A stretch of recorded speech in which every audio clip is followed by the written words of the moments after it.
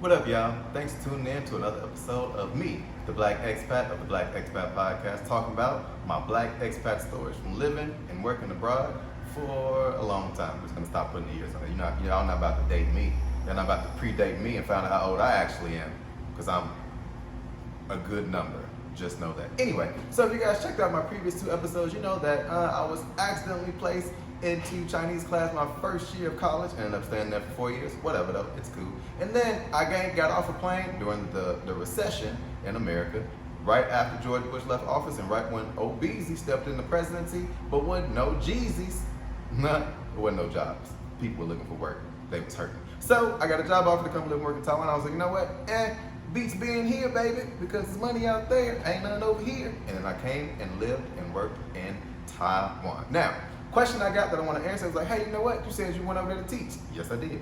What was that like your first year? Let me get into it in 3 minutes or less. You guys ready? 1, 2, 3. We drink first.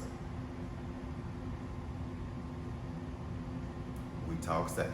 First thing, when I walked into the classroom, I realized I was black. Why? That's what all the kids said. Hey, Ren, hey, Ren, hey, Ren. Hey, Ren is how you say black person in Chinese. And I was like, hold on there, buddy. Y'all not about to be calling me black man all class. We gonna get it together. That was the very first thing I realized, y'all, because as I am the Black Expat Podcast, the very first thing most of the kids said, and it sucked, but it was kind of cool at the same time, that I speak and I understand Chinese when they were saying, so I was like, wait a second, I know what y'all look saying, so no, we gonna stop that. So what I did, let me show you guys what I did. I said, hey, what color is this? I had something that was brown. We're gonna pretend this is something that I had that day. I didn't have this, y'all. This is part of my bar. What color is this? Brown. What color is this? The same color as that. Cool. Is it black? Cool. So you gonna call me coffee man? They was like, nah, you're not made of coffee. I'm like, cool. So what you call me? Should I call you yellow person? They said, no, because I'm not yellow, but my skin is. Wait a second. Now I'm confused. Like, cool. What are you gonna call me from now on? I'm gonna call you by your name. That's right. Call me black again, I'm gonna punch you in the face. And the reason people are like, oh, why would you say that? I'm like, hey, because manners. Call me my name first. That's what we're gonna go by. That's what I told the kids. Once we got past that part, it was actually pretty cool, I'm not gonna lie. Teaching the first year, I was like, you know what, I didn't know if I liked kids at that point. I was 21 years old, didn't really matter. I liked money. And at that point in time, the kids were a way for me to get money and not be a part of a recession back in America. So I took the chance and I made it work. But again, in the classroom, it was cool. When you walk in, the kids pretty much listen to you. Yeah, they call me black man, we got past that part. But then after that, they pretty much listened to me because when I got angry, they were scared. I was like, hey, be quiet. Nah, don't keep talking. Hey, be quiet. Nah, for real, be quiet. Oh, you serious? Once you got past the discipline part, it was pretty cool. Again, I had very little background teaching. I've been teaching for a little bit. I've been research before I went there, all this, that, and the third, all that great stuff. But I had very little background in teaching. So it was all very, very new to me. But what I did know for sure is that when I walked into a classroom, I didn't want to be bored. The first year of teaching was actually very, very gratifying. I didn't know that I would actually enjoy doing it. I enjoyed spending time with the kids. The kids were mad respectful. The parents were a little weird, but still very, very respectful. The school took care of me. I lived on campus for free. All I had to pay for was my water bill, which is basically $5. In regards to the other teachers I worked with, I was the youngest person on my staff.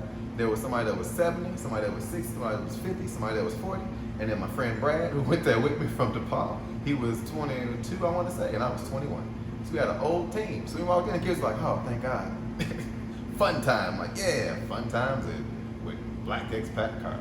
No, but no, it was a pretty good time. I can't complain. I mean, teaching itself, for those of you guys who are teachers, y'all know it's hard. You get tired every day. But for whatever reason, at the school that I was at, there were really, really good kids. They were engaging. They really wanted to learn English. They wanted to learn more about culture. And I was able to just simply be myself in the classroom. So when I walked in, I wasn't, Carl from Chicago. I wasn't, Carl a Sigma. I wasn't Carl the intern. I was just Carl. And in that moment when you're in the classroom, you get to set the tone. You get to set what kind of vibes you want to have. You get to set how the kids interact with you. And once I figured that part out, right, it took about 6 months. I didn't walk into it being great. I didn't walk into it even being good. I had to learn. Once you figure out that, hey, these are just kids. They're here to learn, and they want, and the more you are just yourself, they pick up on that. They pick up on the fake, the phony, the trying too hard, the trying to be too tough. They pick up on all that stuff.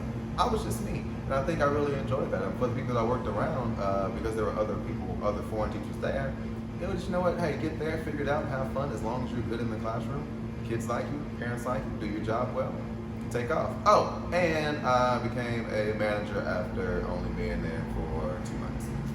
So while I was teaching, I was also managing, and that's a whole nother crazy story. I'll give you the 20-second version of that. The manager that was there, he didn't really like the supervisor, the director. She was like, I don't really like y'all neither. And she was like, oh, but you cool, Carl. I ain't speak a little Chinese. Like, yeah, cool. He's like, hey, I'll just train you how to be manager. I was like, all right, cool. Do I get my money? Yes. Then sign me up. And at the age of 21, I was managing people who are 40, 50, 60, and 70, and Brad.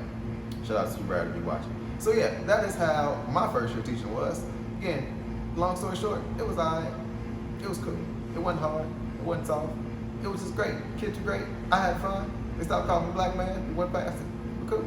All right. So if you like this, the full story about my whole first year in Taiwan teaching is found on the Black Expat Podcast. Check it out on wherever podcasts are available. It's fun. It's cool. You'll enjoy it. You don't have to look at my face. Just hear my voice because it sounds so good.